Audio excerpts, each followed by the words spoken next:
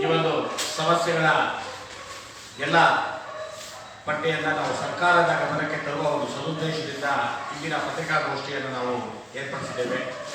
ಈ ಒಂದು ಕರ್ನಾಟಕ ರಾಜ್ಯ ಅನುದಾನಿತ ಪ್ರಾಥಮಿಕ ಶಾಲಾ ಶಿಕ್ಷಕರು ಅನೇಕ ಸಮಸ್ಯೆಗಳನ್ನ ಇಂದು ಎದುರಿಸ್ತಾ ಇದ್ದಾರೆ.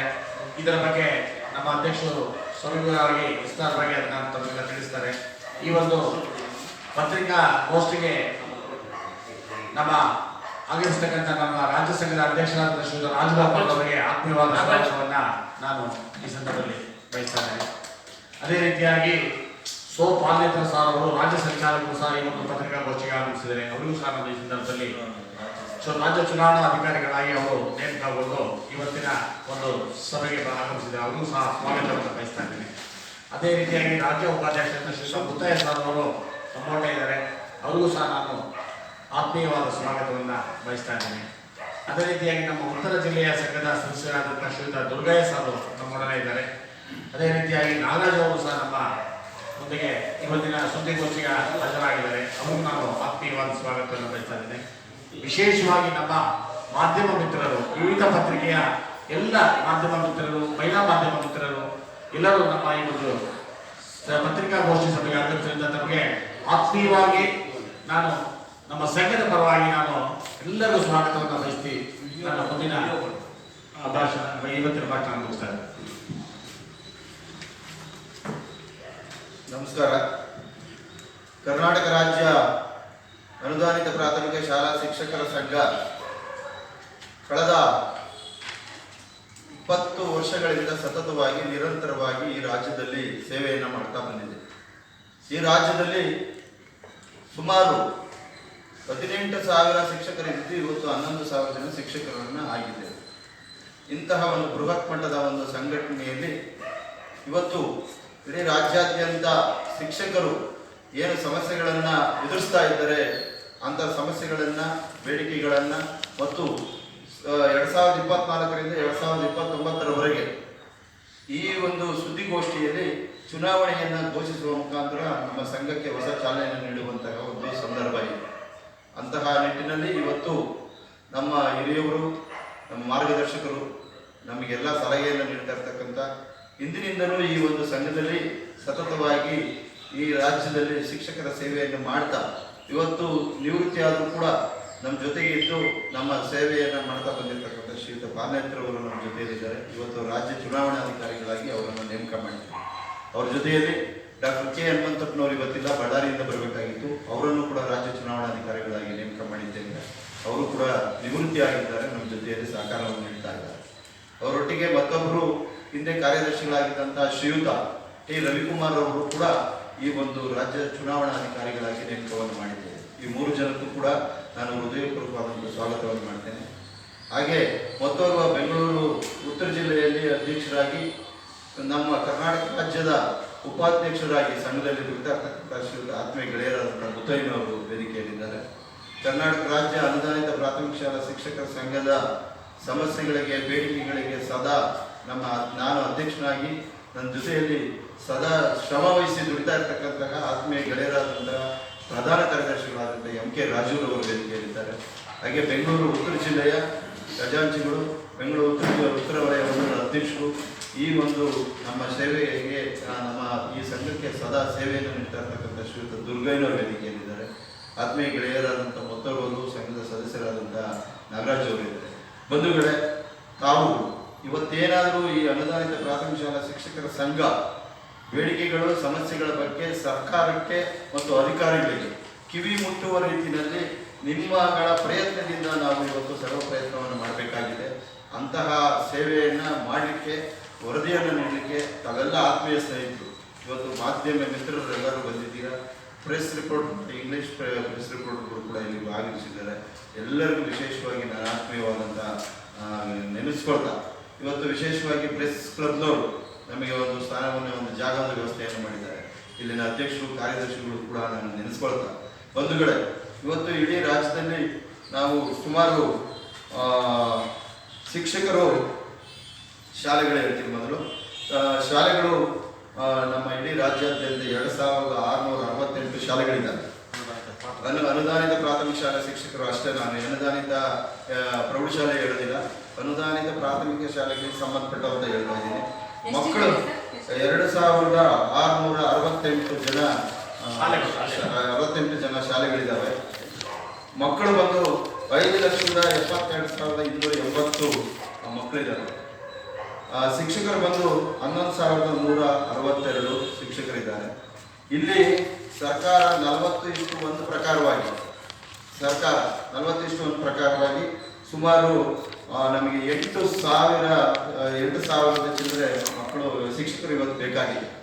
ಆದರೆ ನಾವಿರ್ತಕ್ಕಂಥ ಶಿಕ್ಷಕರು ಬಂದು ಬರೀ 5,772 ಶಿಕ್ಷಕರು ಬಂದು 11,162 ಶಿಕ್ಷಕರಿದ್ದಾರೆ. ಆದರೆ ಇನ್ನು ಕೊರತೆ ಇರ್ತಕ್ಕಂಥ ಶಿಕ್ಷಕರು 3,000. ಹಾಗಾಗಿ ಬಂಧುಗಳೇ, ಇವತ್ತು ನಾವು ಸರ್ಕಾರಕ್ಕೆ ಕೇಳಲಿಕ್ಕೆ ಬಯಸ್ತಾ ಇದ್ದೀವಿ, ನೀವು ಏನು ನಮ್ಮ ಅನುದಾನಿತ ಪ್ರಾಥಮಿಕ ಶಾಲಾ ಶಿಕ್ಷಕರನ್ನ ನೇಮಕ ಮಾಡೋದಕ್ಕೆ ಹಿಂದೆ ಸರಿತಾ ಇದ್ದೀರಾ. ನೀವು ಒಂದು ಕಡೆ ಎಲ್ಲೋ ಒಂದು ಕಡೆಗೆ ನೀವು ಸರ್ಕಾರದ ಒಂದು ಧೋರಣೆ ಅಂತ ನಾವು ಸ್ಪಷ್ಟಪಡಿಸಲಿಕ್ಕೆ ಇಚ್ಛೆ ಪಡ್ತೀವಿ. ಯಾಕೆಂತಂದ್ರೆ ಸುಮಾರು 20 ವರ್ಷಗಳ ಸತತವಾಗಿ ಸುದೀರ್ಘವಾಗಿ ಇವತ್ತು ನಮಗೆ ನೇಮಕಾತಿಯನ್ನು ನಿಲ್ಲಿಸಿದ್ದೀರಿ. ಕಾರಣ ಇಷ್ಟೇ, ಹೆಚ್ಚುವರಿ ಶಿಕ್ಷಕರಿದ್ದಾರೆ, ಅವರನ್ನ ನಾವು ಬದಲಿ ವ್ಯವಸ್ಥೆ ಮಾಡಬೇಕಾಗಿದೆ ಅನ್ನೋ ಒಂದು ನೆಪವನ್ನ ಒಡ್ಡಿ ಇವತ್ತು ಸರ್ಕಾರ ಇದನ್ನ ಕೈ ಹಾಕಿಲ್ಲ. ಬಂಧುಗಳೇ, ಇವತ್ತು ನಾವು 100,000 ಶಿಕ್ಷಕರನ್ನ ಬೇಕು ಅಂತ ಹೇಳಿ ನಾವು ಒಕ್ಕಲಿನಿಂದ ಕೇಳ್ಕೊಳ್ತಾ ಇದ್ದೀವಿ ಸರ್ಕಾರಕ್ಕೆ. ಕಾರಣ ಇಷ್ಟೇ, ಕನ್ನಡ ಶಾಲೆಗಳು ಉಳಿಬೇಕು, ಕನ್ನಡ ಶಾಲೆಗಳು ಬೆಳಿಬೇಕು. ಇವತ್ತು ಇಡೀ ರಾಜ್ಯಾದ್ಯಂತ ಕನ್ನಡ ಶಾಲೆಗಳಿದ್ದರೆ ನಮ್ಮ ಕನ್ನಡ ಸಂಸ್ಕೃತಿ ಮತ್ತು ಕನ್ನಡ ನಾಡನ್ನು ಉಳಿಸ್ಕೊಳ್ಳಿಕ್ಕೆ ಸಾಧ್ಯ ಆಗ್ತದೆ ಅನ್ನೋ ಮಾತನ್ನ ಈ ಸಂದರ್ಭದಲ್ಲಿ ನಿಮ್ಮ ಮುಖಾಂತರ ಸರ್ಕಾರಕ್ಕೆ ಕೇಳಿ ಬಯಸ್ತಾ ಇದ್ದೀವಿ ಬಂಧುಗಳೇ. ಅದೇ ರೀತಿಯಲ್ಲಿ ಇವತ್ತು ಸಾಕಷ್ಟು ವಿಷಯಗಳನ್ನು ನಾವು ಇವತ್ತು ಚರ್ಚೆ ಮಾಡಬೇಕಾಗಿದೆ. ನಮ್ಮ ಬೇಡಿಕೆಗಳು ಇಂತಿವೆ ಬಂಧುಗಳೇ. ಮೊದಲನೆಯದಾಗಿ ನಮ್ಮ ನ್ಯಾಯಯುತವಾದಂಥ ಬೇಡಿಕೆಗಳು, ಶಿಕ್ಷಕರ ಮತ್ತು ಮಕ್ಕಳ ಅನುಪಾತವನ್ನು RT ಆಕ್ಟ್ ಪ್ರಕಾರ ನ್ಯಾಯಾಲಯದ ತೀರ್ಪಿನಂತೆ 30% ಜಾರಿಗೊಳಿಸಬೇಕು ದಯಮಾಡಿ ಬಂಧುಗಳೇ ಸರ್ಕಾರ. ಯಾಕೆಂತಂದ್ರೆ ಇವತ್ತು RT ಆಕ್ಟ್ ಪ್ರಕಾರ ಹೇಳುತ್ತೆ 30:1 ಪ್ರಕಾರ ಇರಬೇಕು ಅಂತ ಹೇಳಿ. ಆದ್ರೆ ಸರ್ಕಾರ 40:1 ಪ್ರಕಾರನೇ ಯಾವುದೋ ಒಂದು 50 ವರ್ಷಗಳ ಹಿಂದಿನ ಒಂದು ಕಾನೂನನ್ನೇ ಅಪ್ಲೈ ಮಾಡಿಕೊಂಡು ಇವತ್ತು ನಮಗೆ 30:1 ಜಾರಿಗೆ ತರ್ತಾ ಇದೆ. ಅದೇ ಸರ್ಕಾರಿ ಶಾಲೆಗೆ 30:1 ತರ್ತಾ ಇದೆ. ಅದೇ ಅನುದಾನಿತ ಶಾಲೆ ಶಿಕ್ಷಕರು, ಅನುದಾನಿತ ಶಾಲೆಗಳು ಅಂತಂದ್ರೆ ಎಲ್ಲೋ ಒಂದು ಕಡೆಗೆ ನಮ್ಮನ್ನ ದೂರ ಇಡ್ತಕ್ಕಂಥ ಕೆಲಸವನ್ನ ಸರ್ಕಾರ ಮಾಡ್ತಾ ಇದೆ. ನಾವು ನ್ಯಾಯಾಲಯಕ್ಕೆ ಹೋಗಿ ನ್ಯಾಯಾಲಯದ ಮುಖಾಂತರ 30:1 ಇವ್ರಿಗೂ ಕೊಡಬೇಕು ಅಂತ ಹೇಳಿ ನಾವು ನ್ಯಾಯ ಮುಖಾಂತರ ನಾವು ಆದೇಶವನ್ನು ತಂದಿದ್ದೇವೆ ಬಂಧುಗಳೇ. ಆದರೂ ಕೂಡ ಇಲ್ಲಿವರೆಗೂ ನಮಗೆ ಅದನ್ನ ಜಾರಿಗೆ ತಂದಿರುವಂತ ಕೆಲಸವನ್ನ ಮಾಡಿಲ್ಲ. ದಯಮಾಡಿ ನಿಮ್ಮ ಮುಖಾಂತರ ಸರ್ಕಾರಕ್ಕೆ ನಾನು ಕೇಳಲಿಕ್ಕೆ ಬಯಸ್ತಾ ಇದ್ದೀನಿ, ಸರ್ಕಾರಿ ಶಾಲೆಗೆ 30:1 ಯಾಕೆ ಕೊಡ್ತಾ ಇದ್ದೀವಿ, ಅದೇ 40:1 ನಮ್ಗೆ ಯಾಕೆ ಮಾಡ್ತಾ ಇದ್ದೀವಿ? ದಯಮಾಡಿ ನೀವು 30:1 ಪ್ರಕಾರ ನಮಗೆ ನೀಡಿ ನಮಗೆ ಅನುದಾನಿತ ಶಾಲೆಗಳನ್ನು ಉಳಿವಿ ಮಾಡಬೇಕು. ನಮ್ಮ ಅನುದಾನಿತ ಶಿಕ್ಷಕರ ಒಂದು ಸಮಸ್ಯೆಗೆ ನೀವು ಸ್ಪಂದಿಸಬೇಕು ಅಂತ ಹೇಳಿ ನಾನು ನ್ಯಾಯಾಲಯಕ್ಕೆ ನಮ್ಮ ಸರ್ಕಾರಕ್ಕೆ ಕೇಳಲಿಕ್ಕೆ ಬಯಸ್ತಾ ಇದ್ದೀನಿ. ಎರಡನೇದಾಗಿ, ಹೆಚ್ಚುವರಿ ಶಿಕ್ಷಕರ ನಫಾ ಒಡ್ಡಿ ನೇಮಕಾತಿಯನ್ನು ತಡೆ ಹಿಡಿಯಲಾಗಿದೆ. ಈಗ ಮತ್ತೆ ನೇಮಕಾತಿಗೆ ಅವಕಾಶವನ್ನು ಕಲ್ಪಿಸಿಕೊಡ್ಬೇಕು ಅನ್ನೋದು ನಮ್ಮದು. ದಯಮಾಡಿ ಅದನ್ನು ಮಾಡಿಕೊಡ್ಬೇಕು. ದಯಮಾಡಿ ಮಾಧ್ಯಮ ಮಿತ್ರರ ಮುಖಾಂತರ ಸರ್ಕಾರಕ್ಕೆ ನಾನು ಇವತ್ತು ಕೇಳಲಿಕ್ಕೆ ಬಯಸ್ತಾ ಇದ್ದೀನಿ. ದಯಮಾಡಿ ಇವತ್ತು ಏನಾದರೂ ಒಂದು 20 ವರ್ಷಗಳಿಂದ ಸತತವಾಗಿ ಇವತ್ತು ನೇಮಕಾತಿ ನಿಲ್ಲಿಸಿದ್ದಾರೆ ಬಂಧುಗಳು. 20 ವರ್ಷದಿಂದ ಒಬ್ಬರು ಶಿಕ್ಷಕರಿಲ್ಲ. ಆದರೆ ಇವತ್ತು 3,000 ಜನ ಶಿಕ್ಷಕರು ನಮ್ಮ ಇಡೀ ರಾಜ್ಯಾದ್ಯಂತ ನಮ್ಮ ಶಾಲೆಗಳಿಗೆ ಬೇಕಾಗಿದೆ. ಅಷ್ಟು ವೇಕೆನ್ಸಿಗಳಿದೆ. 40:1 ಪ್ರಕಾರನೇ ನಾನು ಕೇಳ್ತಾ ಇದ್ದೀನಿ ಬಂಧುಗಳೇ. ನೀವು 30:1 ಪ್ರಕಾರ ಕೊಡಿ ಅಂತ ನಾವು ಕೇಳ್ತಾ ಇದ್ದೀವಿ. ಆದರೆ ಈಗ ಹಾಲಿ ಇರ್ತಕ್ಕಂಥ ಕಾನೂನು ಪ್ರಕಾರವಾಗಿ 40:1 ಪ್ರಕಾರನೇ ಇನ್ನು 3,000 ಜನ ಶಿಕ್ಷಕರು ನಮಗೆ ಬೇಕಾಗಿದೆ. ಹಾಗಾಗಿ ನಾನು ಆಗಲೇ ಮಕ್ಕಳ ಸಂಖ್ಯೆಯಲ್ಲಿ ಹೇಳಿದ್ದೇನೆ, ಶಿಕ್ಷಕರ ಸಂಖ್ಯೆಯನ್ನು ಹೇಳಿದ್ದೇನೆ. ಶಿಕ್ಷಕರು 11,162 ಇದ್ರೆ ಮಕ್ಕಳು 5,72,280 ಮಕ್ಕಳಿದ್ದಾರೆ ಅಂತ ಹೇಳಿದ್ದೇನೆ.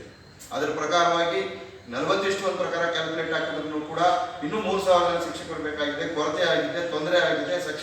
ಶಿಕ್ಷಕರಿಂದ ಪಾಠ ಮಾಡ್ಲಿಕ್ಕೆ ಆಗ್ತಾ ಇಲ್ಲ ಬಂಧುಗಳೇ. ಇವತ್ತು ಶಿಕ್ಷಕರಿಂದ ಇದ್ರೆ ಪಾಠ ಮಾಡ್ಲಿಕ್ಕಾಗಲ್ಲ, ಶಿಸ್ತು ಕಲಿಸಕ್ಕಾಗಲ್ಲ, ಎಲ್ಲ ರೀತಿಯ ಒಂದು ವಿದ್ಯಾಭ್ಯಾಸಕ್ಕೆ ಸಂಬಂಧಪಟ್ಟಂತೆ ನಡೆಸ್ಕೊಳ್ಳೋಕೆ ಸಾಧ್ಯ ಆಗುದಿಲ್ಲ. ಸಣ್ಣ ಉದಾಹರಣೆಗಳು, ಇವತ್ತು ಇಡೀ ರಾಜ್ಯಾದ್ಯಂತ ಎಷ್ಟೋ ಶಾಲೆಗಳಲ್ಲಿ ಶಿಕ್ಷಕರಿಲ್ಲದೇ ಶಾಲೆಗಳು ನಡೀತಾ ಇದ್ವಿ. ಆಡಳಿತ ಮಂಡಳಿಯವರು ಅವರೇ ನೇಮಕಾತಿಗೆ ಮಾಡಿಕೊಂಡು ಇವತ್ತು ಉದಾಹರಣೆಗೆ ಶ್ರೀಯುತ ಪಾನೇತ್ರ ಸರ್ ಅವರು ಒಂದು ಸಂಘದ ಒಂದು ಶಾಲೆಯ ಸಂಸ್ಥಾಪಕರು. ಇವತ್ತು ಅವ್ರ ಶಾಲೆಯಲ್ಲಿ 320 ಮಕ್ಕಳುಗಳಿದ್ದಾರೆ. ಸರ್ಕಾರದಿಂದ ಒಬ್ಬರು ಶಿಕ್ಷಕರಿಲ್ಲ. ಅವರೇನೆ 7 ಜನ ಶಿಕ್ಷಕರು ಶಿಕ್ಷಕರನ್ನು ನೇಮಕ ಮಾಡ್ಕೊಂಡು ಇವತ್ತು 1 ಲಕ್ಷ 1.5 ಲಕ್ಷ ದಾನಿಗಳನ್ನು ಹಿಡಿದು ಕಲೆಕ್ಟ್ ಮಾಡಿ ಪ್ರತಿ ತಿಂಗಳು ಶಿಕ್ಷಕರಿಗೆ ಸಂಬಳ ಕೊಡಿಸುವಂತ ನಿಟ್ಟಿನಲ್ಲಿ ಕೆಲಸ ಮಾಡಿ ಸರ್ಕಾರದಿಂದ ಬರ್ತಕ್ಕಂಥ ಪುಸ್ತಕ ಮತ್ತು ಊಟದ ವ್ಯವಸ್ಥೆ ಅಷ್ಟೇ ಸರ್ಕಾರದಿಂದ ಬರ್ತಕ್ಕಂಥ ಆಡಳಿತ ಮಂಡಳಿಯವರೇ ವೇತನವನ್ನು ನೀಡುವ ಮುಖಾಂತರ ಇವತ್ತು ಆ ಶಾಲೆಗಳನ್ನು ನಡೆಸುವಂತಹ ಒಂದು ಪರಿಸ್ಥಿತಿಯಲ್ಲಿ ಬಂದಿದ್ದೇವೆ ಬಂಧುಗಳೇ. ದಯಮಾಡಿ ಅದನ್ನು ಕೂಡ ನಿಮ್ಮ ಮುಖಾಂತರ ನಾನು ಸರ್ಕಾರಕ್ಕೆ ಕೇಳಿದ್ದೇನೆ. ಹಾಗೆ ಹಳೆ ನಿಶ್ಚಿತ ಪಿಂಚಣಿ ಯೋಜನೆಯನ್ನು ಜಾರಿಗೆ ತರತಕ್ಕಂಥದ್ದು ಅಂತೇಳಿ ಈಗ ನಾವಾಗಲೇ ನಾವು ಒಂದು ಇನ್ಸೂರೆನ್ಸ್ ಅಂತ ಕೇಳ್ತಾ ಇದ್ದೀವಿ. ಯಾಕೆಂದ್ರೆ ಇದು ಸರ್ಕಾರಿ ಶಾಲೆಗಳಲ್ಲಿ ಇರ್ತಕ್ಕಂಥವ್ರು ಸರ್ಕಾರದಲ್ಲಿ ಇರ್ತಕ್ಕಂಥವ್ರು ಎಲ್ಲರಿಗೂ ಕೂಡ ಒಂದು ವ್ಯವಸ್ಥೆಯನ್ನ ಮಾಡಿದ್ದಾರೆ. ಅದನ್ನು ನಮಗೆ OPS ಅಂತೇಳಿ, ಅದು OPS ತಮಗೆ ಗೊತ್ತಿದೆ, NPS ತಮಗೆ ಗೊತ್ತಿದೆ, ಪ್ರತಿದಿನ ಮಾಧ್ಯಮದಲ್ಲಿ ನೀವು ಪ್ರಕಟ ಮಾಡ್ತಾ ಇದ್ದೀರಿ. NPS ಅಂತಂದ್ರೆ ಸರ್ಕಾರಿ ಎಲ್ಲಿರ್ತಕ್ಕಂಥವ್ರಿಗೆ ಸರ್ಕಾರ ಅಪಾಯಿಂಟ್ ಮಾಡಿದಂಥವ್ರಿಗೆ NPS ಅಂತ ನ್ಯೂ ಪೆನ್ಷನ್ ಸ್ಕೀಮ್ ಅಂತ ಹೇಳಿ ಮಾಡಿದ್ದಾರೆ. ಆದ್ರೆ OPS ಅಂದ್ರೆ 2006 ನಂತರ 2006ರಿಂದ ಪೂರ್ವದಲ್ಲಿ ಇದ್ದಂಥವ್ರಿಗೆ OPS ಅಂತ ಹೇಳಿ ಹಳೆ ಪೆನ್ಷನಿಯನ್ನು ಕೊಡ್ತಾ ಇದ್ದಾರೆ. ಆದ್ರೆ ಇವತ್ತು ನಮ್ಮಲ್ಲೂ ಕೂಡ ಏನು 2006ರಿಂದ ಈಚೆಗೆ ಅಪಾಯಿಂಟ್ ಆದವ್ರಿಗೂ ಕೂಡ ಸರ್ಕಾರಕ್ಕೆ ನಾನು ಕೇಳಕ್ ಬಯಸ್ತಾ ಇದ್ದೀನಿ. ಇವತ್ತು ನಮಗೆ NPS ಇಲ್ಲ, OPS ಇಲ್ಲ. ದಯಮಾಡಿ ಏನು ಸರ್ಕಾರಕ್ಕೆ ನೀವು ಇವತ್ತು OPS ಅನ್ನ ಮಾಡಬೇಕು ಅಂತ ಹೊರಟಿದ್ದೀರಿ, ದಯಮಾಡಿ ಸರ್ಕಾರ ನಮ್ಮ ಅನುದಾನಿತ ಶಾಲೆಗಳಿಗೂ ಕೂಡ ನೀವು ಈ ಒಂದು ನಿಶ್ಚಿತ ಪಿಂಚಣಿ ಯೋಜನೆಯನ್ನು ಕೊಡಬೇಕು ಅಂತ ನಾನು ಮನವಿ ಮಾಡ್ತಾ ಇದ್ದೀನಿ. ಹಾಗೆ ಕಾಲ್ಪನಿಕ ವೇತನವನ್ನು ಜಾರಿಗೊಳಿಸತಕ್ಕಂಥದ್ದು ಅನೇಕ ವರ್ಷಗಳಿಂದ ನಾವು ಸುದೀರ್ಘವಾಗಿ ಇದನ್ನ ಬೇಡಿಕೆ ಇಡ್ತಾನೆ ಬಂದಿದ್ದೀವಿ. ನಾವು ಕಾಲ್ಪನಿಕ ವೇತನ ಅಂದ್ರೆ ನಾವು ಈಗ ಒಂದು ಅಪಾಯಿಂಟ್ ಆಗಿರ್ತೀವಿ ಬಂಧುಗಳೇ. ಅಪಾಯಿಂಟ್ ಇಂದ ನಮ್ದು ನೆಕ್ಸ್ಟ್ ಸರ್ಕಾರ ಅಪಾಯಿಂಟ್ ಅನುಮೋದನೆ ಮಾಡುವಂತಹ ಇರುವಂತಹ ಅವಧಿಯನ್ನ ನಾವು ಕಾಲ್ಪನಿಕ ಯೋಜನೆ ಅಂತ ಕರಿತೀವಿ. ಅದನ್ನು ಬಿಟ್ಟುಬಿಟ್ಟು ಮುಂದಕ್ಕೆ ಹೋಗ್ತೇವೆ. ಉದಾಹರಣೆಗೆ ಹಿಂದೆ ಇದ್ದಂಥವರಿಗೆ ನಾವು ಕೇಳ್ತಾ ಇರೋದು ಇತ್ತೀಚೆಗೆಲ್ಲ. ಹಿಂದೆ ನಾವು ಉದಾಹರಣೆಗೆ 1991ರಲ್ಲಿ ಏನಾದರೂ ಅಪಾಯಿಂಟ್ ಆಗಿದ್ರೆ ಸರ್ಕಾರ ಅನುಮೋದನೆ ಮಾಡೋದು 95 ಆಗಿದ್ರೆ ಆ ಬಿಟ್ವೀನ್ ಅವಧಿನಲ್ಲಿ ಇರ್ತಕ್ಕಂಥದ್ದು ಯಾವುದೇ ಒಂದು ಇನ್ಕ್ರಿಮೆಂಟ್ ಆಗಲಿ ಒಂದು ಸೌಲಭ್ಯನಾಗಲಿ ಯಾವುದೂ ಕೂಡ ಕೊಡ್ತಾ ಇಲ್ಲ. ಅದು ಕಾಲ್ಪನಿಕ ಯೋಜನೆ ಅಂತ ಕರಿತೀವಿ. ಅದನ್ನು ಕೂಡ ದಯಮಾಡಿ ಕೊಡಬೇಕು ಅಂತ ಹೇಳ್ಬಿಟ್ಟು ನಾವು ಮನವಿಯನ್ನು ಮಾಡ್ಕೊಳ್ತೀವಿ. ಹಾಗೆ 5ನೇದು ನಮ್ಮ ಅನುದಾನಿತ ಪ್ರಾಥಮಿಕ ಶಾಲಾ ಶಿಕ್ಷಕರು ಜ್ಯೋತಿ ಸಂಜೀವಿನಿ ಯೋಜನೆ ಜಾರಿಗೊಳಿಸ್ತಕ್ಕಂಥದ್ದು. ಬಂಧುಗಳೇ, ಇವತ್ತು ಸರ್ಕಾರಿ ಶಾಲೆಗಳಲ್ಲಿ ಇರ್ತಕ್ಕಂಥವ್ರಿಗೆ ಸರ್ಕಾರದವರಿಗೆ ಪೆನ್ಷನ್ ಒಂದು ಇನ್ಸೂರೆನ್ಸ್ ಅನ್ನ ಕೊಟ್ಟಿದೆ, ಅದು ಜ್ಯೋತಿ ಸಂಜೀವಿನಿ ಅಂತ ಹೇಳಿ. ಆದ್ರೆ ನಮ್ಮ ಅನುದಾನಿತವರಿಗೆ ಪ್ರೈವೇಟ್ನವ್ರಿಗೆ ಯಾವುದೇ ರೀತಿಯಾದಂಥ ಜ್ಯೋತಿ ಸಂಜೀವಿನಿ ಇಲ್ಲ.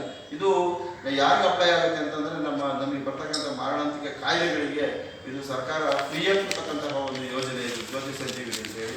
ಇದು ಸರ್ಕಾರ ಮಟ್ಟದಲ್ಲಿ ಯಾವುದೇ ಅಪಾಯಿಂಟ್ ಆದ್ರೂ ಎಲ್ಲರಿಗೂ ಈ ಯೋಜನೆ ಇದೆ ಬಂಧುಗಳೇ. ಆದರೆ ನಮ್ಮ ಅನುದಾನಿತ ಶಾಲಾ ಶಿಕ್ಷಕರಿಗಿಲ್ಲ. ಅದನ್ನು ಕೊಡಿಸುವಂತ ಕೆಲಸವನ್ನು ಮಾಡಬೇಕು ಅಂತ ಮನವಿ ಮಾಡ್ತೀನಿ. 6ನೇದು ನಮ್ಮ ಅನುದಾನಿತ ಶಾಲಾ ಮಕ್ಕಳಿಗೆ ಸಮವಸ್ತ್ರ ಶೂ ಸಾಕ್ಸ್ ನೀಡುವುದು.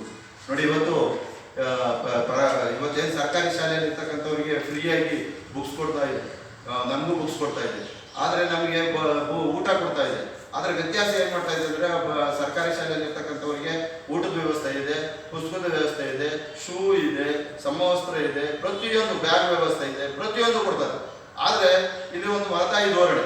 ಈ ಸರ್ಕಾರಿ ಶಾಲೆಯಲ್ಲಿ ಇರ್ತಕ್ಕಂಥವ್ರ ಮಕ್ಕಳಿಗೆ ಇಷ್ಟೆಲ್ಲ ಕೊಟ್ಟರು, ನಮಗೆ ಮಾತ್ರ ಬರೀ ಊಟದ್ದು ಮತ್ತೆ ಬುಕ್ಸ್ ಅನ್ನು ಕೊಡುವಂತ ವ್ಯವಸ್ಥೆಯನ್ನು ಮಾಡ್ತಾ ಇದ್ದೀವಿ ಬಂಧುಗಳೇ. ಇದರಲ್ಲೂ ತಾರತಮ್ಯವನ್ನು ನಿವಾರಿಸಬೇಕು ಅಂತ ಹೇಳಿ ನಾನು ಮನವಿಯನ್ನು ಮಾಡ್ಕೊಳ್ತೀನಿ. ಹಾಗೆ ನಮ್ಮ ಅನುದಾನಿತ ಪ್ರಾಥಮಿಕ ಶಾಲೆಗಳಿಗೆ ಶಾಲಾ ಅನುದಾನವನ್ನ ಈ ಹಿಂದೆ ನೀಡುತ್ತಿದ್ದಂತೆ ನಡೆಯುವುದು. FG ಅಂತ ಕೊಡ್ತಾ ಇದ್ರು, ಮ್ಯಾನೇಜ್ಮೆಂಟ್ ಗ್ರಾಂಟ್ಸ್ ಅಂತ ಹೇಳಿ ಹಿಂದೆ ಕೊಡ್ತಾ ಇದ್ರು, ನಿರ್ವಹಣಾ ಅನುದಾನ ಅಂತ ಹೇಳಿ.